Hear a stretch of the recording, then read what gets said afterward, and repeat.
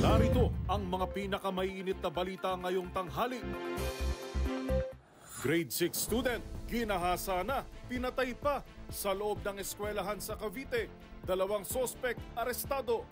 Singil sa kuryente ng Meralco, tataas ng 64 centavos ngayong Hunyo.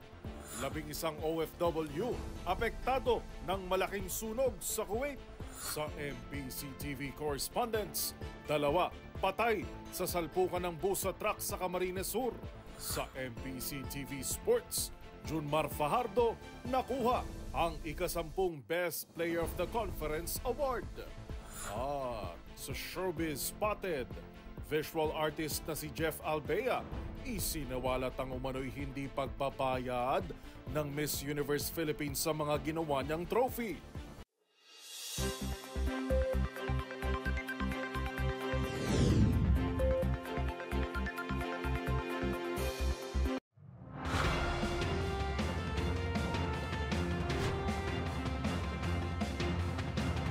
Bawat balita, makabuluhan.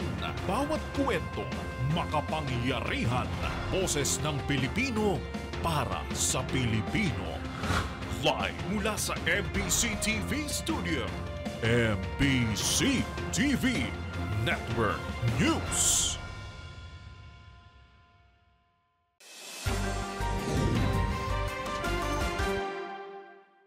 Pilipinas, una sa ating mga balita. Ginahasa at pinatay sa loob mismo ng eskwelahan ang isang 11 anyos na grade 6 student sa Cavite. Ang wala ng buhay na katawan ng menor de edad natagpuan umano sa damuhan na walang saplot. Ang buong detalye sa karumal-dumal na krimen ihahatid ni Noche Cacas. Arestado sa hata-pursuit operasyon ang 2 lalaki na sangkot umano sa panggagahasa at pagpatay sa 11 anyos na babaeng grade 6 student sa General Trias City sa lalawigan ng Cavite. Nasa kustodiya na ng General Trias City Police Station sa Cavite ang 2 sospek sa panayam ng DCRH kay General Trias City Chief of Police Lieutenant Colonel Jose Naparato Jr. Magkakasunod na naaresto sa hiwalay na oras ang 2 sa lungsod. Positibo itinuro ng naunang naarestong sospek ang pangalawa na may kinalaman sa pagpatay sa biktima. Ayon pa kay Naparato Jr., natagpuan na lang sa madamong lugar sa loob ng isang pribadong eskwelahan sa Santa Clara ang biktima na nakababa ang suot na shorts. Nakatihaya, halos hindi makilala ang mukha at may sugat sa tagiliran. Sila na yung quest. Ano po ay kinamatay ng biktima, Colonel? Anong ginamit nila? Ang kinamatay po ng biktima natin ay asphyxia by strangulation. Sinakal po. Kawakaw yung biktima po natin na ilagay. Oh. At yan 2 suspect na yan, kilala rin ang tatay ng biktima? Kilala po. Sa interview ng DCRA sa nanay ng biktima na si Melissa Murillo, maraming pangarap ang kanyang anak na gustong makatulong sa kahirapan ng pamumuhay ng kanilang pamilya. Tricycle driver ang kanyang mister at namamasukan naman siya bilang housekeeper sa Maynila. Sabado nang huling pag-uusap nila ang kanyang anak na humihingi ng pera. Natagpuan ng kanyang anak na nandun pa ang pera na ibinigay ng ama sa kanya. Opo. Hindi ka ba dapat mabuhay, ma'am? Ayan. Pang ilang anak niyong babae itong na biktima po, kuya? Unang anak ko yun na babae, pangatlo. Anak ko. Pangatlo. Dalawa na yung anak ko eh. Opo, 2 lalaki po. Okay po, 2 lalaki, tapos siya po yung babae, pangatlo. Samantala, nagpapasalamat naman ang pamilya ni Melissa sa tulong na ipinaabot ng DCR's anchor na si Lakay Deo Macalma. Para sa MBC TV Network News, ako si Noche Cacas, sama-sama tayo, Pilipino. Magpapatupad naman ng taas singil sa kuryente ang Manila Electric Company ngayong Hunyo.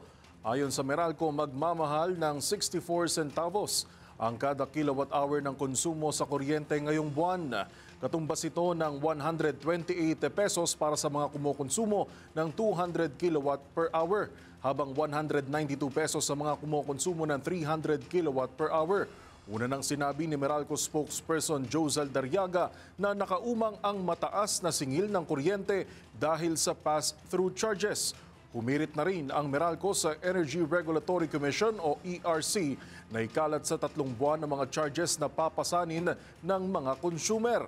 Inaasahang mararamdaman ang dagdag na generation charge hanggang buwan ng Setyembre. Sa iba pang mga balita, nasawi ang 49 na katao sa sunog na sumiklab sa unang palapag ng isang gusali sa Kuwait kagabi. Ang itinuturong dahilan ang di umano'y pagkagahaman ng mga real estate owners, kabilang na ang kanilang mga paglabag sa batas. Pakinggan natin ang report ni Nicole Lopez. Nasa 49 na katao ang nasawi sa malaking sunog sa isang gusali sa Kuwait kagabi. Sa ulat, napag-alamang nakatira sa nasabing gusali ang mga dayuhang manggagawa. Sinisi ni Deputy Prime Minister Sheikh Fahad Yusuf Saud Al-Sabah ang aksidente sa umano'y pagkagahaman ng real estate owners at kanilang mga paglabag. Napag-alamang mayorya sa mga biktima ay Indians, kung saan 30 sa kanila ang na-admit sa ospital. Batay sa datos mula sa Indian Embassy sa Kuwait, nasa 11 Indiano rin ang namatay sa nasabing sunog, habang may mga Pilipino ring nadamay. Ikinwento ng isang Egyptian at survivor sa aksidente na nagsimula ang sunog sa first floor ng gusali at ang mga nasa mas mataas pang palapag ay hindi na nakalabas. Agad namang ipinag-utos ni Emir Sheikh Meshal Al-Ahmad Al-Sabah ang investigasyon sa dahilan ng sunog at pananagutin ang mga responsable rito. Para sa MBC TV Network News, ito si Nicole Lopez. Sama-sama tayo, Pilipino. Kaugnay naman ang balitang yan, umakyat na sa 11 overseas Filipino workers o OFWs ang naapektuhan ng malaking sunog sa Kuwait. 2 sa mga ito napaulat na isinugod sa intensive care unit dahil sa tindi ng tinamong pinsala. Ang buong detalye alamin natin sa balita ni Edniel Parosa. Umabot sa 11 Pilipino ang naapektuhan ng malaking sunog na ikinasawi na hindi bababa sa 49 na katao sa Kuwait. Sa report ng Migrant Workers Office sa Kuwait, 2 sa 11 overseas Pinoy worker ay nasa intensive care unit.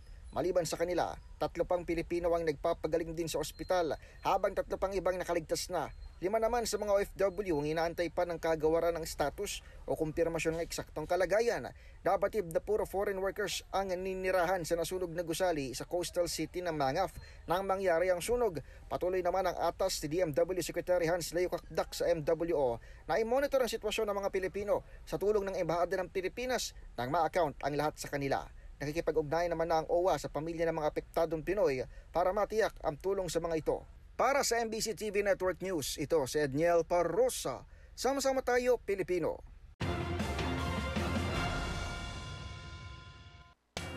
Dapat lang umanong ipasara ang mga iligal na pogo operation sa bansa. Ito ang paniwala ni Senate President Cheese Escudero. Malapit man sa military bases ng bansa o hindi, ay dapat daw itong ipasara at ipaaresto ang mga nasa likod nito. Gayunman, ibang usapin na raw kung legal na pogo ang pag-uusapan. Kung bakit, alamin sa report ni Raymond Dadpaas. Suportado ni Senate President Francis Cheese Escudero ang panawagan ni Defense Secretary Gilbert Gibo Teodoro na panahon ng ipasarang mga illegal Philippine offshore gaming operators o POGO operations sa bansa. Sa katunayan, ayon kay Escudero, dapat lahat ng mga illegal na POGO ay ipasara malapit man o hindi sa mga kampo ng militar at arestuhin ang mga nasa likod nito.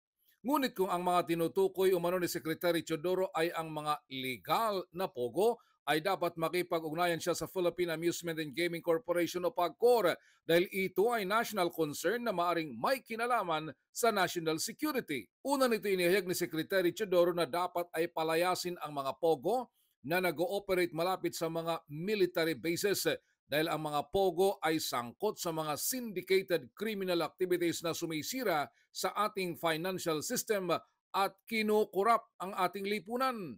Nakasalang pa sa Senate Committee on Women and Children ni Senador Risa Hontiveros ang investigasyon sa operasyon ng POGO sa Bambantarlac na iniugnay naman kay suspended Mayor Alice Go. At hinihiling din ni Senador Lito Lapid na isama sa investigahan ng Senado ang niraid ng mga tauhan ng Presidential Anti-Organized Crime Commission o PAOK-CC noong nakarang linggo na Pogo Hub naman sa Porac, Pampanga. Para sa MBC TV Network News, ito si Raymond Dadpaz, sama-sama tayo Pilipino.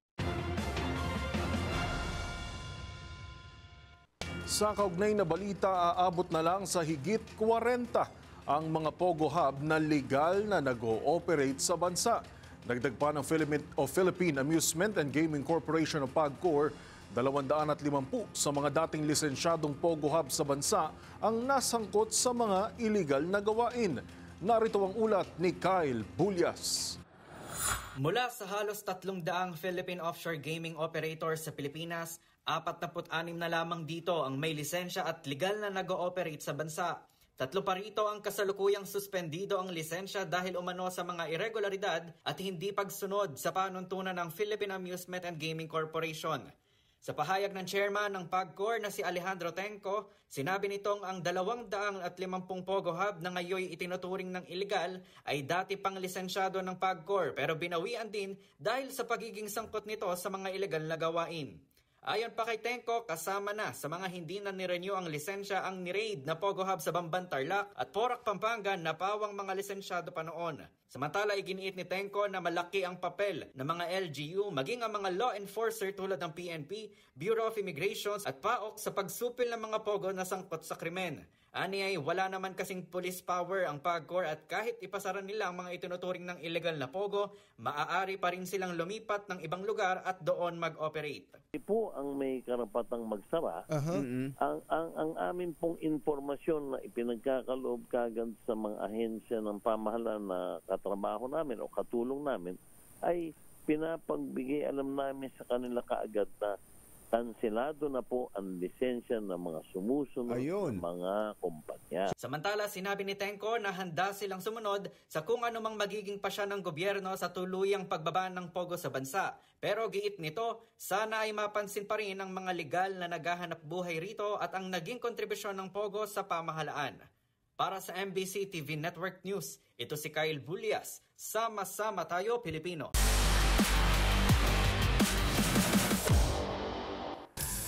Sa mundo ng basketball, wala na talagang makakapigil sa patuloy na pamayagbag sa itinuturing na kasalukuyang GOAT ng PBA na si Junmar Fajardo.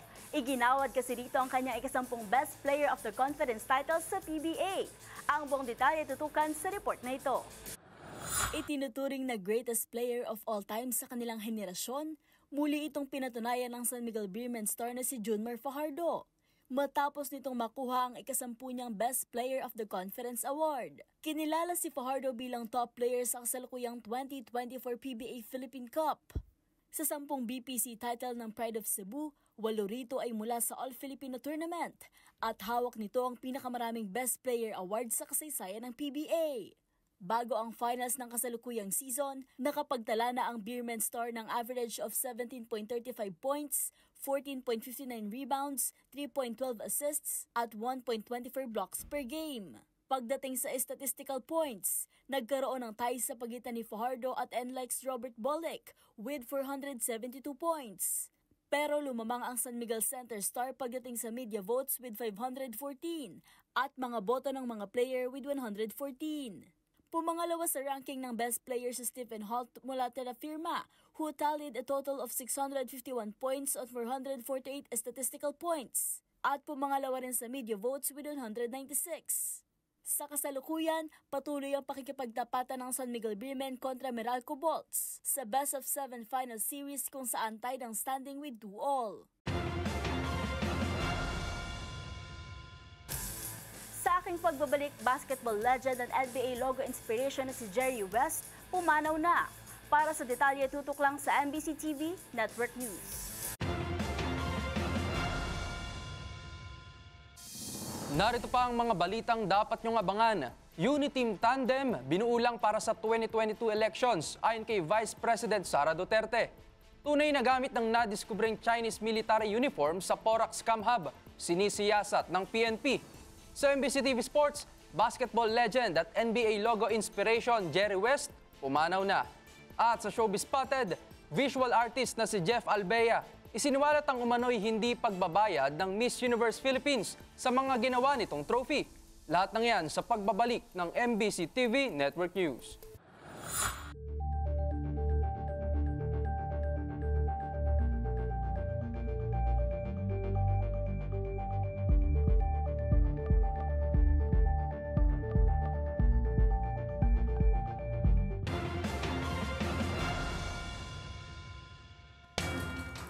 Binuo ang UNI-team tandem ni na Pangulong Bongbong Marcos at Vice President Sara Duterte para lang sa 2022 elections. Ito ang sagot ni VP Sara nang tanungin kung buo pa ang alyansang UNI-team sa harap ng suspension order sa mga kaalyado nito at pag-aresto sa puganteng si Apollo Kibuloy sa Davao. Ayon kay VP Sara, hindi na sila kandidato at nanalo na sila sa eleksyon. Nagpasalamat din ang Vice Presidente sa mga sumusuporta sa UNI-team tandem nila ni Pangulong Bongbong Marcos noong 2022 elections. Sa iba pang balita, sinisiyasat na ng Philippine National Police o PNP ang tunay na gamit ng nadiskubreng Chinese military uniforms sa tinaguriang scam farm sa Porac, Pampanga.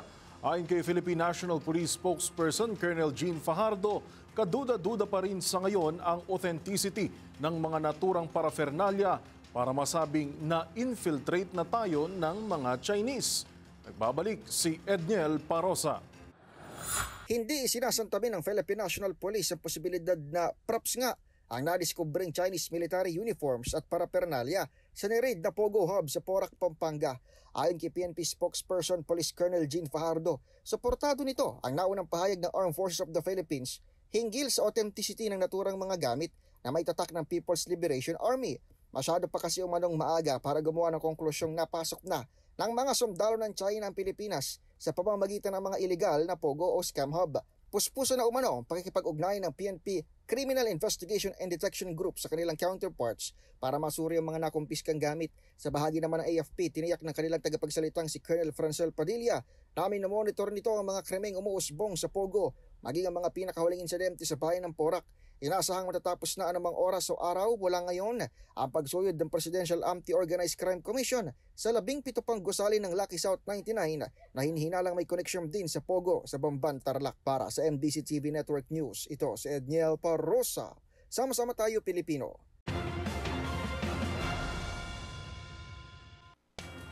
Bukas ang liderato ng Kamara na dinggin ang lahat ng panig sa panukalang total ban laban sa Pogo operation sa bansa. Ayon kay House Speaker Martin Romualdez, kailangan dumaan sa tamang proseso ang naturang panukala upang matiyak na lahat ng apektadong stakeholders ay mapakikinggan. Ang mga detalye ihahatid ni Milky Rigunan.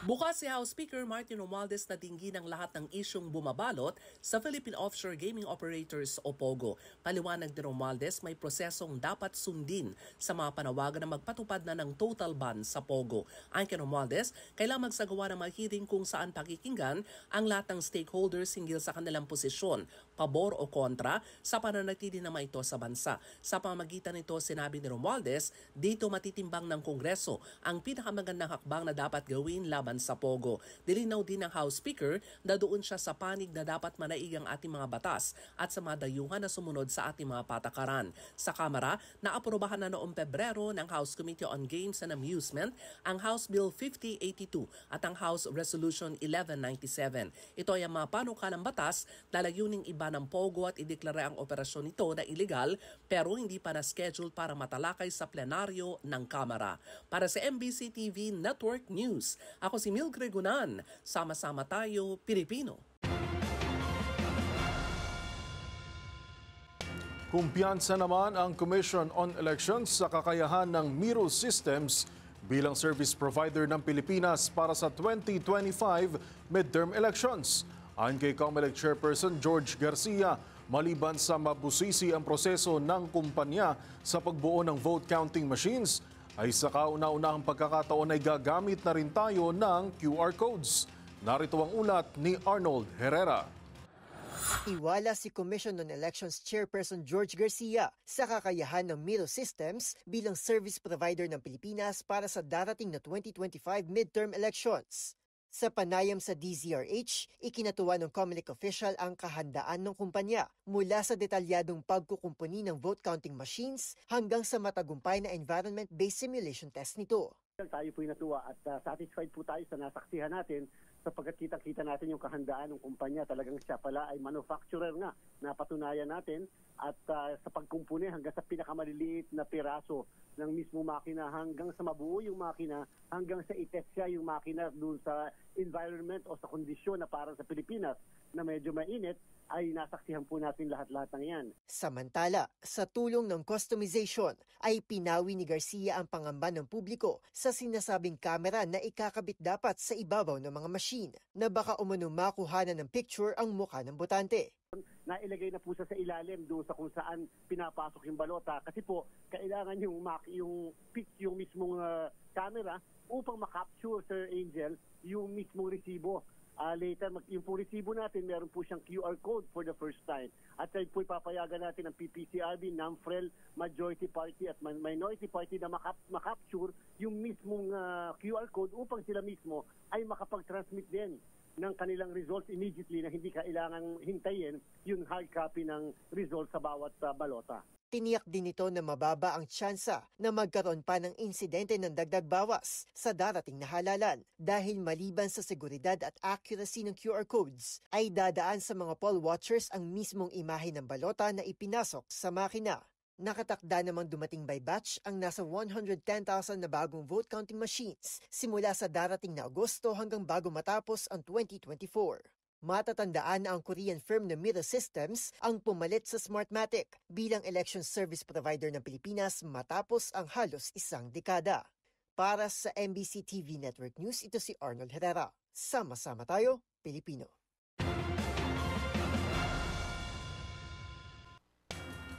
Samantala, umabot sa higit 3,000 o 3,462 job seekers ang hired on the spot sa umarangkadang mga job fair kahapon bilang paggunita sa Araw ng Kalayaan.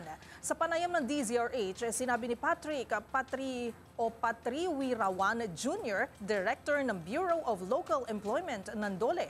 Ang mga ito ay na-hire bilang service crew, cashier, production operator, sales clerk at sales associates. Bukod dito, may overseas opportunities din tulad ng nurse, welder at laboratory technician. Sa kasalukuyan, may mga rehiyon pa na nakatakdang magsagawa ng kani-kanilang mga job fair ngayong araw.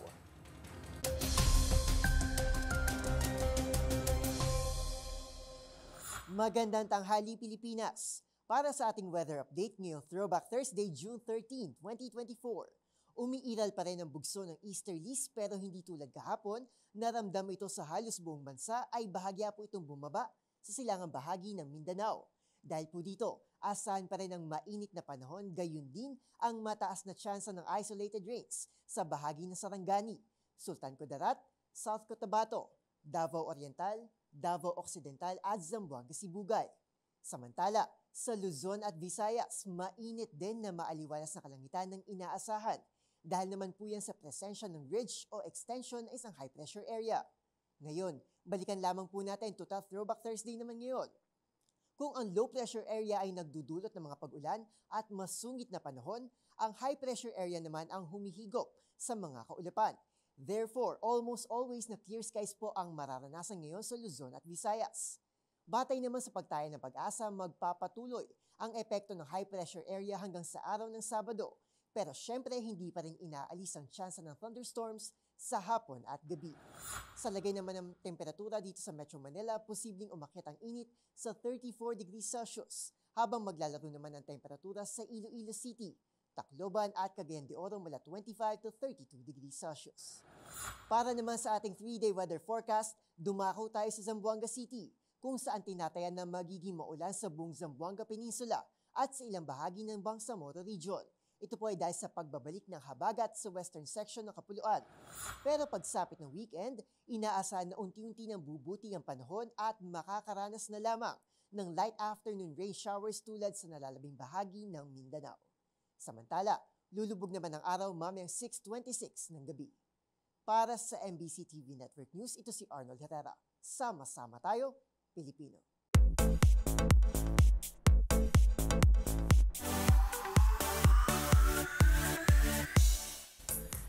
Linggo matapos ang coronation night ng Miss Universe Philippines, isang visual artist ang naglabas ng hinaing sa social media matapos umanong hindi bayaran ang ginawa niyang mga trophy. Ang kanyang pahayag at tugon ng production head ng MUPH, alamin sa Showbiz Report na ito. Usap-usapan online ang isiniwalat ng visual artist na si Jeff Albea kaugnay ng umano'y hindi pagbabayad ng pamunuan ng Miss Universe Philippines sa kanyang mga ginawang trophy noong nagdaang coronation night nitong Mayo. Anya, nabaliwala ang lahat ng kanyang effort at dedikasyon sa paggawa ng mga naturang obra noong oras na ng bayaran. Si Albea hindi na raw tatanggap ng kahit isang sentimo mula sa organisasyon at ang hiling na lang daw nito ay matutunan ng MUPH na magbigay respeto sa mga tulad niyang artist. Agad namang kinalampag ng netizens ang Miss Universe Philippines Organization, gayon din ang National Director ng naturang pageant na si Shamsi Supsupli kung totoo nga ba ito. Samantala, sa isa ring FB post, idinaan na nagpakilalang head of production ng MUPH na si Borge Rojas ang kanyang tugon sa issue. Ayon dito, nakalulungkot daw na agad pang nag-post si Albea gayong nagkausap na raw ito ng kanilang staff. Hindi nang daw ito nakasama sa May 30 cut-off dahil kanilang inuna ang mga nagpadala ng billing statement at invoice bago pa ang May 22 coronation night. Pero pagtitiyak nitong sa June 15 cut-off daw ay kasama si Albea sa mga babayaran. Pahayag pa ni Rojas, wala silang tinatakasan. Patunay na rin daw dyan ay nang minsan nilang makatrabaho si Albea noong nakaraang taon kung saan nagbayad naman daw sila ng tama. Sa huli paglilinaw nito, hindi ang Miss Universe Philippines Organization ang nagkamali rito. Bilang nasa production side, ay dinefend pa raw nila sa management ang naturang expenses dahil sa kawalan ng sapat na papeles. Lahat anya ng nagtrabaho para sa nagdaang pageant ay tiyak na mababayaran.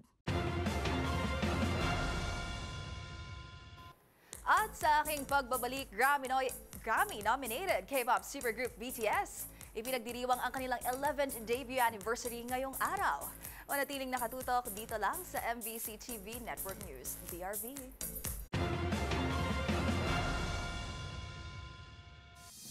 Narito pa ang mga balitang dapat niyong abangan. Pagsulong ng kapayapaan sa BARM ng Marcos Administration, pinuri ng Diplomatic Corps. Sa MBC TV correspondents, 2 patay sa salpukan ng bus at truck sa Camarines Sur. Sa Hoy Bawal Yan, parusa sa mga nagmamanipula ng timbangan. Alamin. Sa MBC TV Sports, basketball legend at NBA logo inspiration Jerry West pumanaw na. At sa Showbiz Spotted, BTS pinagdiriwang ang kanilang 11th anniversary. OT7 reunited sa military discharge ni Jean. Lahat ng yan sa pagbabalik ng MBC TV Network News.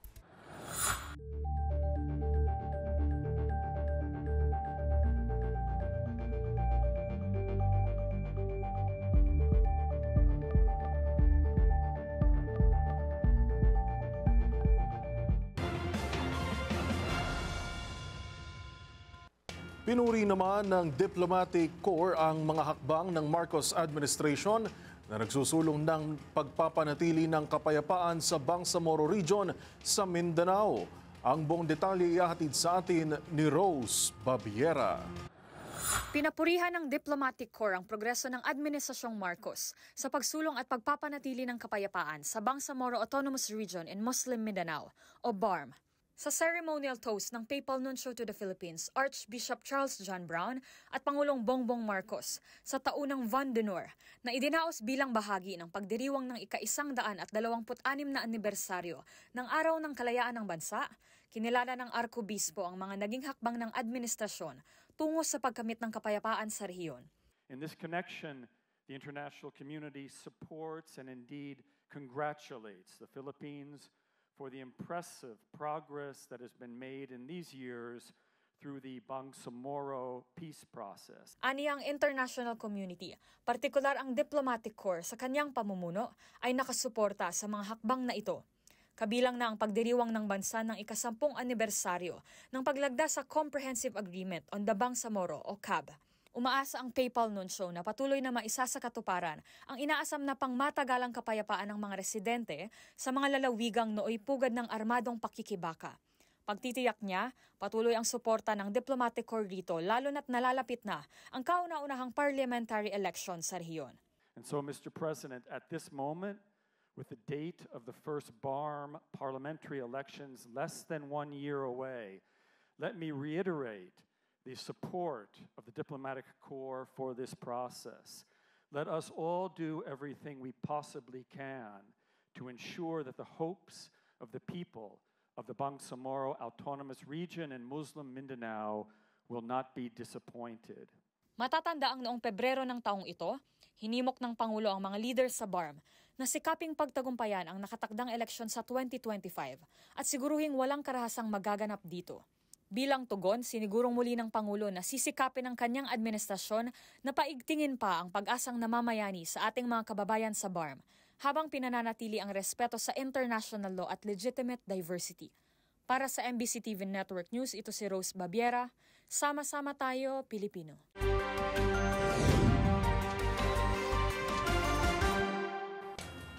Patay ang 2 katao matapos ang salpukan ng isang bus at isang truck sa Camarines Sur. Yan at ang iba pang mga rumarapidong balita mula sa probinsya, hatid ng iba't ibang istasyon sa ilalim ng MBC Media Group.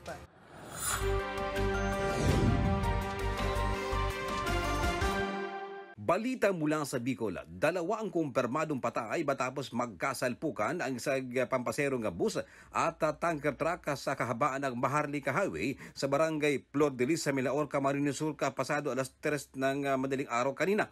Ang mga nasawi ay ang driver ng truck na kinalang si Reynaldo Cobres, 54 anyos, at isang pasahero naman ng bus na kinalang si Mary Flor Iscaro. Sa inisyal na investigasyon ng PNP, lumalabas na nakatulog umano ang driver ng truck kaya aksidente nitong nakasalpukan ng bus. Dead on the spot naman ang driver ng truck at isang pasahero ng bus. 7 naman ang mga nasa pampaserong bus ang kasalukuyan nagpagaling ngayon sa ospital. Nagpatuloy naman ngayon ang investigasyon ng PNP sa naturang vehicular accident. Para sa MBC TV Network News, Ruel Saldicot, sama-sama tayo, Pilipino. Di na umabot ng buhay sa Pangasinan Provincial Hospital ng isang 29 anyos na binata matapos bumangga sa truck ang inangkasan niyang motorsiklo. Sa ulat ni San Carlos City OIC Chief of Police Lieutenant Colonel Eliasar Idulmo, alauna ng madaling araw kanina naganap ang aksidente sa may intersection sa barangay Magtaking kung sa'y minamaniho ni Jericho Nihal, 18 anyos ang motorsiklo. Angka si Carlito Cayabia, 29 anyos, kapwa residente ng barangay Magtaking na mabilis umano ang patakbo at bumangga sila sa kasalubong na truck na minamaniho ni Marcelo Laranang II, 43 anyos, residente ng Santo Domingo, Nueva Ecija. Agad nadala ng CDRRMO ang 2 duguang sakay ng motorsiklo sa Pangasinan Provincial Hospital, subalit idineklarang dead on arrival na ng attending physician si Cayabyab. Sa ngayon ay nasa kustodiya ng San Carlos City Police Station ang truck driver para sa kulang disposisyon. Para sa MBC TV Network News, ito si Freddy Fajardo. Sama-sama tayo, Pilipino. Balita mula sa lalawigan ng Benguet, inaalam pa ng pulisya ang pagkakilanlan ng nadiskobring na agnas na katawan ng isang tao sa bahagi ng Baucan River sa hangganan ng Bacon at Mangkayan, Benguet. Ayon sa report ng Bacon Municipal Police Station, ang naturang bangkay ay tinatayang may edad 20 hanggang 40 anyos. 5'4" ang taas, manipis ang buhok at walang ngipin sa taas. Nagtungo sa himpilan ng Bacon Municipal Police Station si Jack Lestino Paekan at ipinabatid sa mga otoridad na may nakita siyang bangkay sa ilog. Kaagad na nagtungo sa lugar ang mga personnel ng Bacon Municipal Police Station, Bureau of Fire Protection, Rural Health Unit at Municipal Disaster Risk Reduction and Management Office at doon tumambad ang naagnas na katawan ng tao. Dinala ng mga otoridad ang bangkay sa Sitio Tibaang, Caliper, Bacon, Benguet at isinailalim sa katutubong ritual bago ipinasakamay sa custody ng punerarya. Samantala, hindi pa rin nakikilala ang natagpo ang naagnas ding bangkay ng isang babae sa Bued River sa Camp 3, Tuba, Benguet. Para sa MBC TV Network News, ito si Romy Gonzales. Sama-sama tayo, Pilipino. Isa sa 2 sospek na babaril sa Barangay Kapitan at SK Kagawad sa Ormoc City nakilala na. Ito ang sinabi ni Ormoc City Police Office Director Police Colonel Redante Arizo sa isang panayam. Inilang muna pabangalanan ng kapulisan ng suspek, subalit nahagap ito ng CCTV footage ng barangay.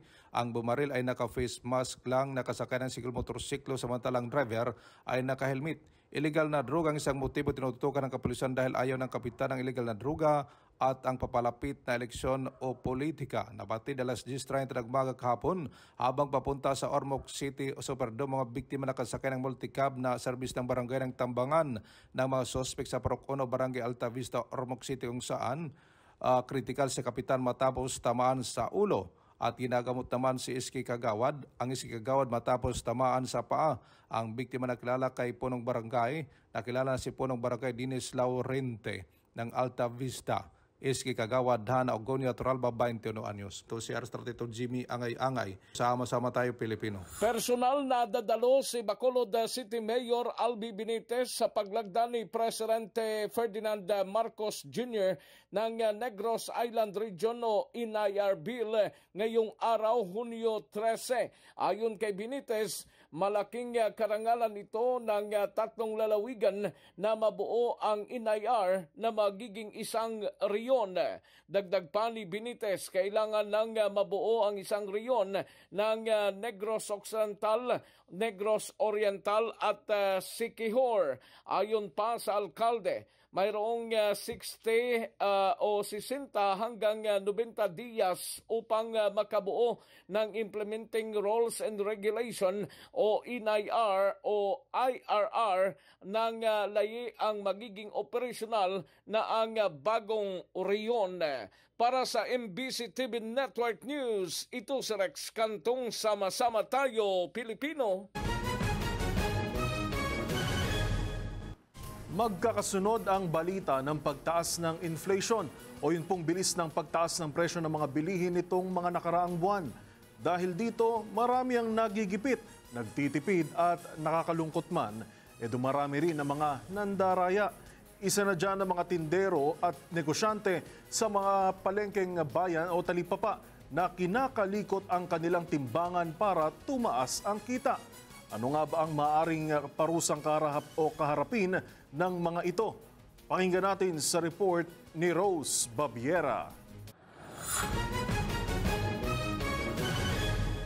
Para sa mga pamilyang nakabudget ang pagkain sa araw-araw, mahalaga na masiguro na sapat ang mga pagkaing nabibili nang hindi humihigit sa nakatalagang gastusin.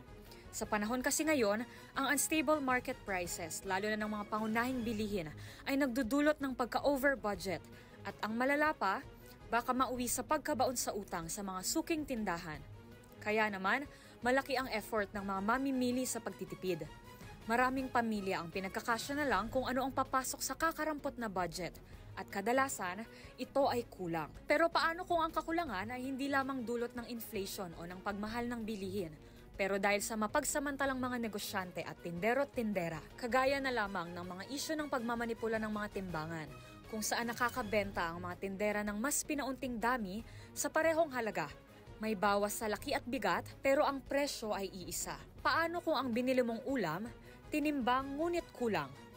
Ito ang tinugunan ng mga mambabatas sa pagpapatupad ng Republic Act 11706 na inamyendahan ng Chapter 2 ng RA No. 7394 o ang Consumer Act of the Philippines. Layo ng panukalang ito ang pagtatatag ng mga timbangan ng bayan centers sa lahat ng pribado at pampublikong pamilihan, kabilang ang mga supermarket, palengke, tiyangge at grocery stores sa mga lokalidad ng lungsod at probinsya. Libre itong gamitin ng sinuman. Ito ay para hikayatin ang katapatan ng mga vendors at para mabigyan ng pagkakataon ang mga mamimili na kumpirmahin at masigurong akma ang binili sa kanilang ibinayad. Ang sinumang mapatunayang gumalaw o kumalikot ng mga timbangang bayan na maaaring magdulot ng pagkabago o ng hindi wastong sukat at ang pagmamanipula ng mga kanya-kanyang timbangan o paggamit ng false scale ay maaaring pagbayarin ng multang 50,000 hanggang 300,000 pesos o pagkakakulong ng hindi bababa sa 1 taon at hindi hihigit sa 5 taon. Maaari namang pagkakakulong at multang ipataw sa may sala, depende sa desisyon ng korte. Matatanggalan din ng business permit o karapatang mag-operate ang mga may-ari ng tindahan kapag nahuli itong nandaraya sa 2 magkasunod na pagkakataon. Kung mayroon pa kayong nahuling ipinagbabawal na akto o kaya naman ay mayroon kayong reklamo, itag nyo kami sa DZRH. Hoy! Bawal yan!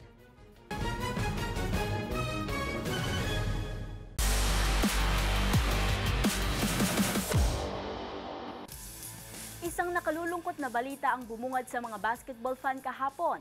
Ang basketball legend kasi at ang manlalaro sa likod ng iconic NBA logo na si Jerry West, pumanaw na sa edad na 86. Ang buong detalye tutukan sa report na ito. Pumanaw na ang 1960s iconic Los Angeles Lakers star guard na si Jerry West sa edad na 86. Ang nakalulungkot na balita ay kinumpirma mismo ng kasalukuyan nitong team na Los Angeles Clippers. Sa kanyang nasa 8 dekada sa basketball, nakapagdala na si West ng 9 na NBA championships bilang isang player, scout, coach, executive at consultant. Naglaro si West sa Lakers mula 1960 hanggang 1974, kung saan ito nakuha ang isang NBA title noong taong 1972. Noong 1969, ginawa ng NBA ang kasalukuyan nitong logo. Tampok ang silhouette ni West na nakuhanan habang nagdidribble ito sa isang game. Sa kanyang career, nakapagtala ito ng average of 27 points, 5.8 rebounds, at 6.7 assists per game. Isa rin itong 14-time NBA All-Star at ang league scoring champion noong 1970. At ang kanyang jersey number 44 ay iniretiro sa Lakers at taong 1980 nang ma-induct ito sa Basketball Hall of Fame. At matapos ang kanyang karera bilang player, naging executive ito sa iba't ibang teams, pinakahuli nga sa Clippers. At yan ang mga latest updates sa mundo ng sports. Para sa MBC TV Network News, ito si Mili Borja, Sama-sama Tayo, Pilipino.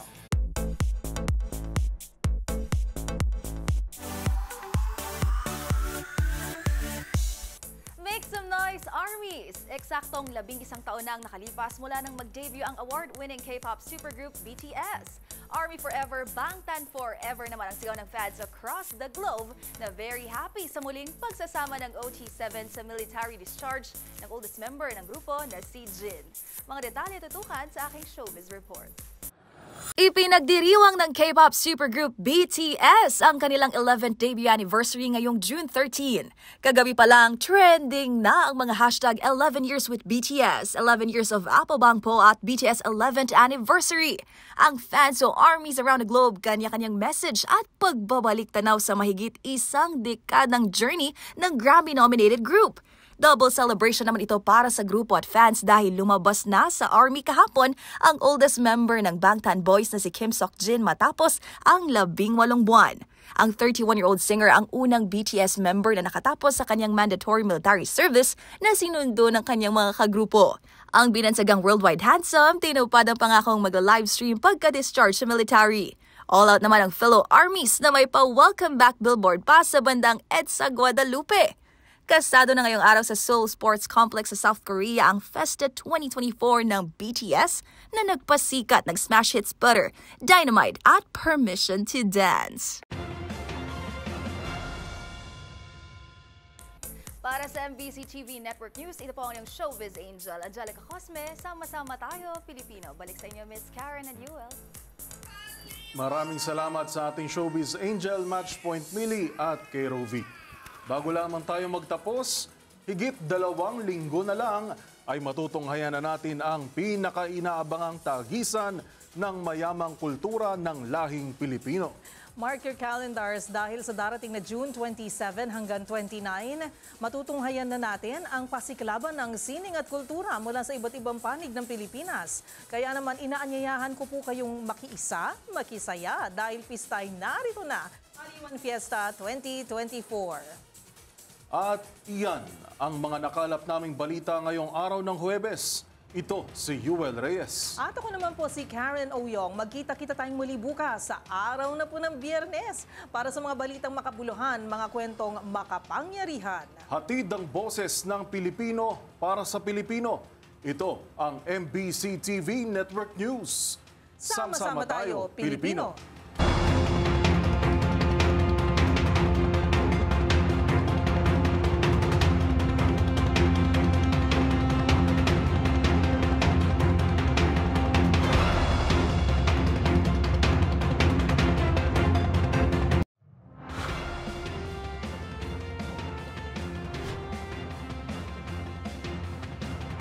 Bawat balita, makabuluhan. Bawat kwento, makapangyarihan. Boses ng Pilipino para sa Pilipino. Live mula sa MBC TV Studio. MBC TV Network News.